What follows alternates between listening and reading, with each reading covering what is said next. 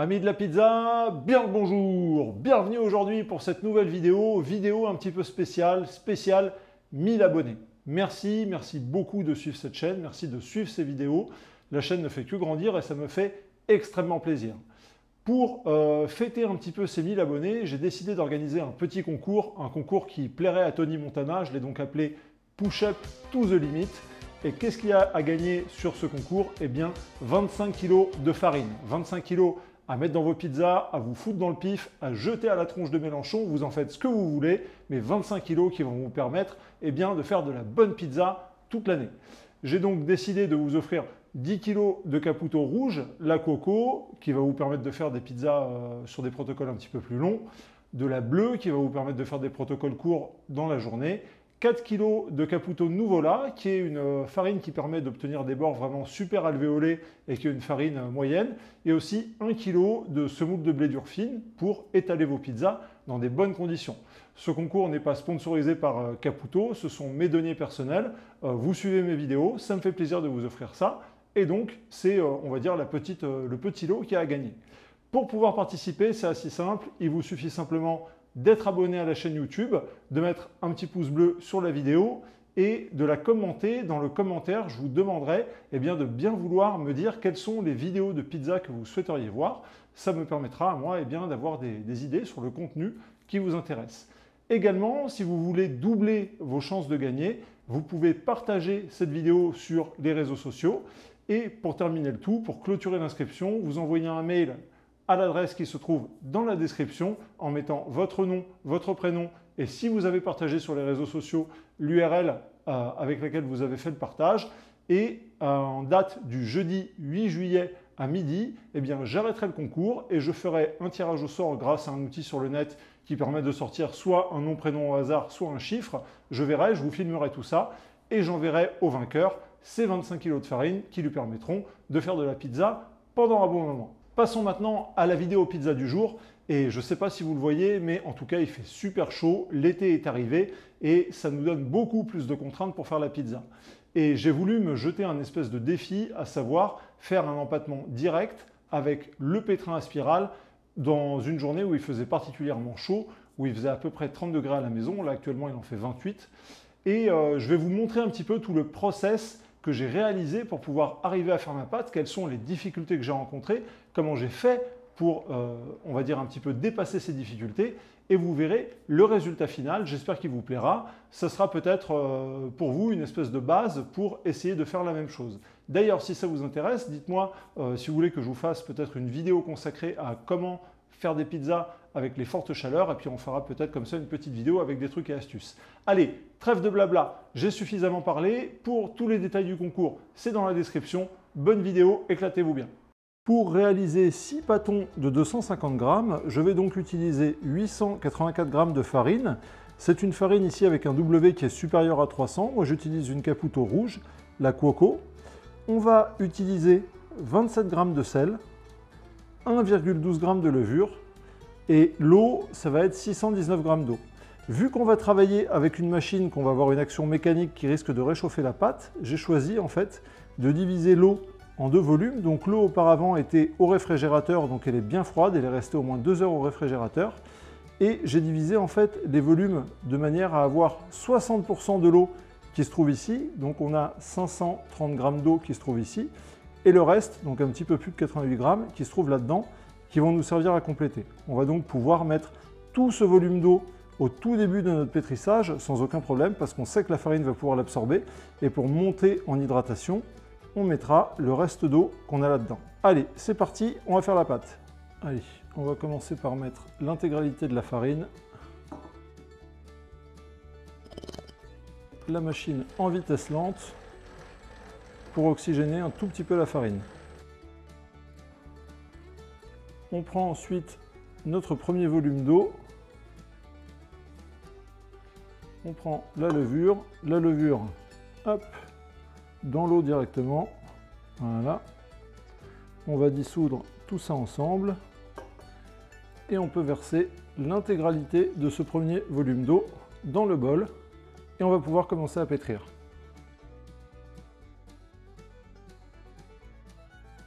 On est à peu près 6 minutes 50 de pétrissage en vitesse faible et on voit que la pâte commence à prendre de la force, qu'elle commence un petit peu à s'enrouler autour de notre barre. Donc dans pas trop longtemps, on va pouvoir commencer à ajouter le restant d'eau, vraiment filet par filet, pour essayer de conserver toujours notre réseau de gluten pour qu'il soit vraiment bien fort et qu'on ait une pâte qui soit bien extensible.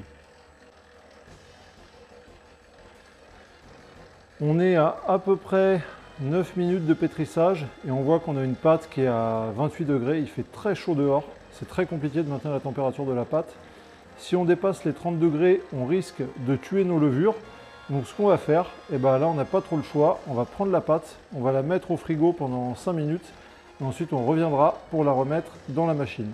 Voilà, donc la pâte sort du réfrigérateur, même je l'ai mise un tout petit coup au congélo pour que ça aille un peu plus vite. On est à 18 degrés, c'est pas mal. Et pour le restant d'eau, le restant d'hydratation, vous voyez, je l'ai mis carrément dans de l'eau glacée, comme ça va me permettre de maintenir mon eau bien froide le temps que je termine ma pâte pour ne pas avoir à retourner au frigo une seconde fois. Allez, on remet la pâte dans la machine et c'est reparti.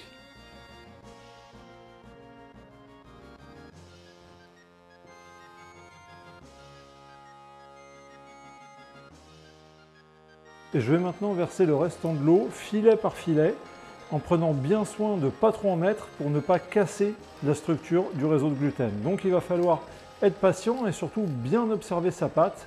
Voilà, là par exemple, vous voyez, j'en ai mis un petit peu trop et je vais attendre que le réseau se reforme et ensuite je vais vraiment la mettre au fur et à mesure.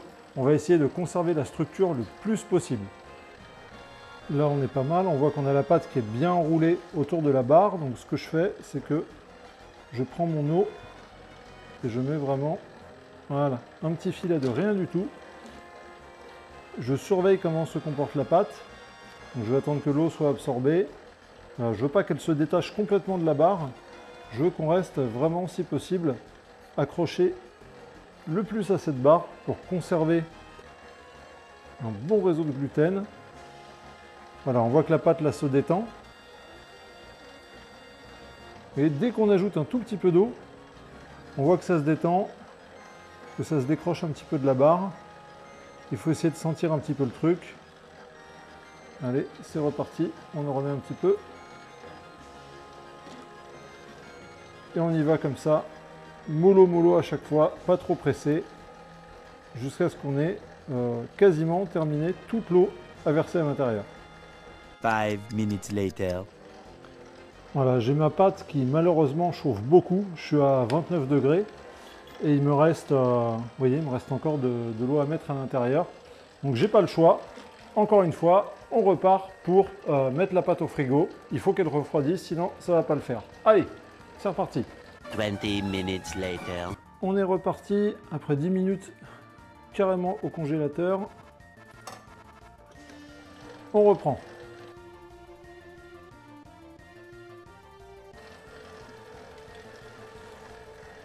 Il me reste relativement peu d'eau à verser.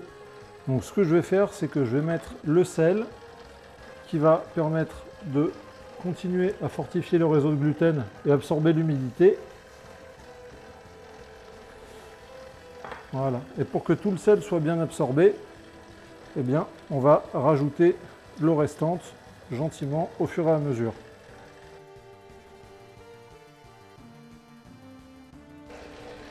On a versé les dernières eaux et ce qu'on fait, c'est qu'on accélère juste à la fin pour avoir une pâte qui soit bien pétrie. On le fait très rapidement parce que là, la pâte va bien monter en température et c'est pas le but, il fait déjà assez chaud. Donc on clôture juste comme ça avec une vitesse forte pour terminer de bien construire le réseau de gluten.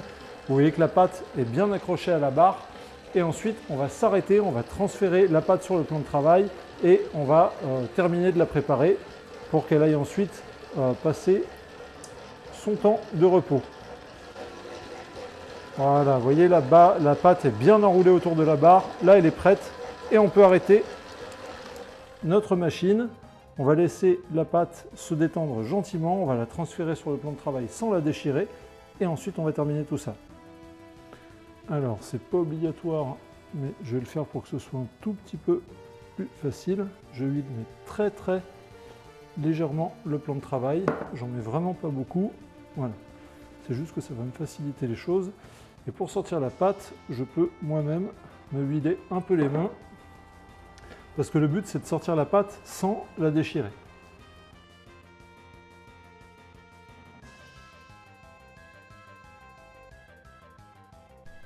Une fois la pâte sur le plan de travail, quand on prend la température, on voit qu'elle est quand même assez chaude, elle est entre 26 et 27 degrés. Et donc je vais faire des rabats pour essayer d'obtenir une structure lisse.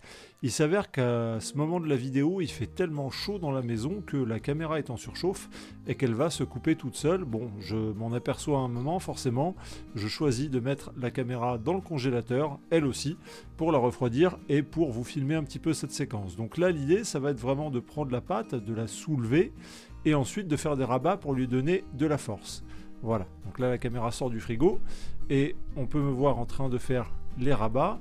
Et vous voyez que malgré le fait que j'essaie de faire des rabats pour lui donner un petit peu plus de force, eh bien elle colle quand même au plan de travail. Pourtant le plan de travail est un petit peu huilé.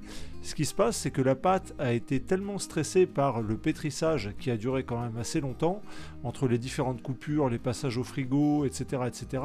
Il y en a eu pour pas loin quand même de 45 à 50 minutes avec des températures assez élevées. Donc vous voyez, la pâte eh bien, n'est pas spécialement disposée pour se faire travailler. Donc dans ce cas-là, comment est-ce qu'on fait? Eh bien de la même manière que quand on fait la pâte à la main, quand on s'aperçoit qu'on a des pâtes qui sont fortement hydratées et qui nous collent aux doigts, eh bien le meilleur moyen d'y arriver, c'est de ne pas insister plus que ça. Donc on va former une boule grossière, sommaire, que l'on va couvrir avec un récipient par exemple ou un film huilé et on va la laisser se reposer pendant 20 minutes et on va revenir la travailler une dernière fois pour qu'elle trouve cette structure qui est bien lisse. 20 minutes later. La caméra ressort du congélateur, on a laissé la pâte se reposer entre temps et on va essayer de terminer tout ça. Je vais m'humidifier les mains, pardon, un petit peu.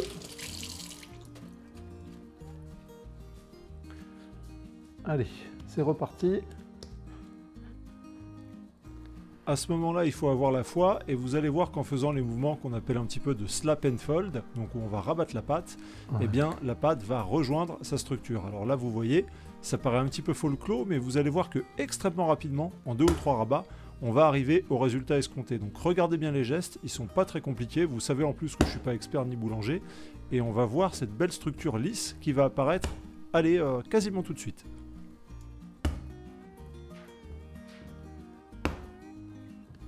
Et enfin, on y arrive à peu près. On a une boule de pâte qui est à peu près lisse. Voilà, super. On a une structure bien lisse. On a des petites bulles d'air.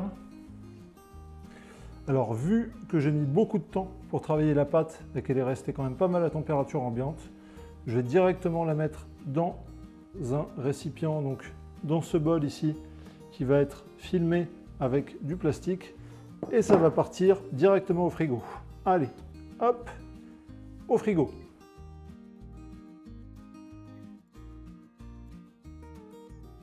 On est un petit peu plus de 40 heures plus tard et regardez, la pâte a bien travaillé. On s'aperçoit que le travail de maturation a bien fonctionné, donc malgré les températures, malgré toutes les péripéties qu'on a pu avoir, eh bien la pâte a travaillé, on va pouvoir réaliser nos pâtons et voir ensuite ce que ça donne pour faire nos pizzas. Une fois la pâte mise sur le plan de travail, mon objectif c'est de réaliser 6 pâtons de 250 grammes. Et en fait, avec tous les allers-retours que j'ai fait faire à la pâte, avec les allées venues au frigo, les fois où j'ai de la pâte qui restait soit dans le récipient, soit dans le pétrin, etc., eh bien je m'aperçois que j'arrive à faire péniblement 6 pâtons de 250 grammes. Le dernier va même faire 220 ou 230 grammes. Je m'aperçois aussi au moment de la constitution des pâtons que les pâtons sont relativement serrés déjà de base et je pressens que ces derniers ne vont pas forcément s'étaler de la meilleure manière qui soit. Bien qu'on ait une hydratation de 70%, en effet ces pâtons ne vont pas se détendre, ne vont pas pousser plus que ça, pas comme par exemple quand on fait une biga, et pour les travailler, on va voir que ça va m'apporter quelques surprises. Après un petit peu plus de 3 heures à température ambiante, eh bien c'est le moment d'utiliser mes pâtons et comme vous voyez, ils se sont pas énormément relâchés, ils ont même pas forcément doublé de volume Et regardez sur les images, on voit que le pâton ne suit pas forcément le travail des mains, il est vraiment tendu et en fait il va me falloir un petit peu un temps d'adaptation pour arriver à comprendre comment faire pour travailler avec cette pâte. La première que je vais faire, eh bien je vais faire une pizza qui va ressembler à celle qui est déjà sortie dans des vidéos que vous avez peut-être pu voir précédemment, avec un gros bord super gonflé et pas forcément très intéressante.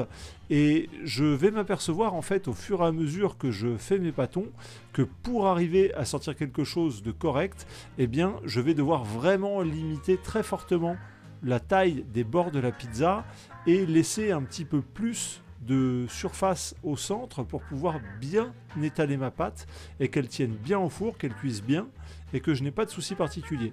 Donc quand on a des pâtons comme ça qui ne sont pas faciles à travailler, qui ne veulent pas forcément s'écarter, eh bien on peut toujours s'en sortir. C'est simplement qu'il faut essayer, qu'il faut tester et comprendre comment faire pour tirer le meilleur parti de la pâte. Et c'est sous un soleil de plomb que j'attaque la cuisson des pizzas avec le four, le Onikaru 12. J'ai fait le test il n'y a pas très longtemps, je vous mets une fiche en haut à droite si vous voulez voir ce qu'on peut faire avec ce four. Et là, eh bien, je fais le possible pour essayer de sortir de belles pizzas. Je vous mets des petites images marrantes parce que j'ai eu des choses plus ou moins réussies avec la pâte, comment je l'ai étalée, etc., etc. Là, regardez par exemple, je sors la pizza bouée, pas celle que j'attendais exactement, mais bon, elle me paraissait marrante à vous montrer. Mais vous allez voir quand même qu'il y a des choses mieux qui sont sorties en ayant compris comment travailler avec la pâte. Après l'effort, un petit peu de réconfort, je vous montre quand même les deux plus belles pizzas qui sont sorties de cette session. Je vous passe celles qui ont été un petit peu foirées, elles n'ont pas trop d'intérêt. Et on voit qu'avec cette pâte, donc une fois qu'on a compris comment travailler avec, qu'on l'a bien étalée, eh bien la cuisson avec le four, le Onikaru, nous a donné vraiment des résultats topissimes. Regardez-moi ces bords, ils sont bien gonflés, mais ils ne sont pas indécents. Ils sont exactement comme il faut. On a une cuisson en dessous de la pâte qui est top, et dans les images juste après, on va voir la structure un petit peu des alvéoles détaillées, et on voit que l'hydratation de 70% a vraiment bien réussi avec cette belle maturation. Regardez ça, on a des superbes alvéoles, ces croûtes là sont super légères à manger, super digestes, ça nous donne vraiment un très beau résultat, aussi bien à l'œil qu'en bouche. Non vraiment, je suis content de moi, il aura fallu batailler pour y arriver, mais le résultat est vraiment top. J'espère qu'il vous plaît aussi. Et c'est déjà la fin de cette vidéo spéciale 1000 abonnés. J'espère qu'elle vous a plu. N'oubliez pas le concours qui se trouve dans la description. N'hésitez pas à mettre un petit pouce bleu sur cette vidéo si elle vous a plu ou si elle vous a été utile. Abonnez-vous à la chaîne. Merci aux gens qui sont abonnés. Merci aux futures personnes qui vont venir rejoindre la chaîne et qui vont continuer de la faire grossir. J'étais très content en tout cas de vous retrouver une nouvelle fois. Cuisinez bien, à bientôt et à la prochaine. Ciao!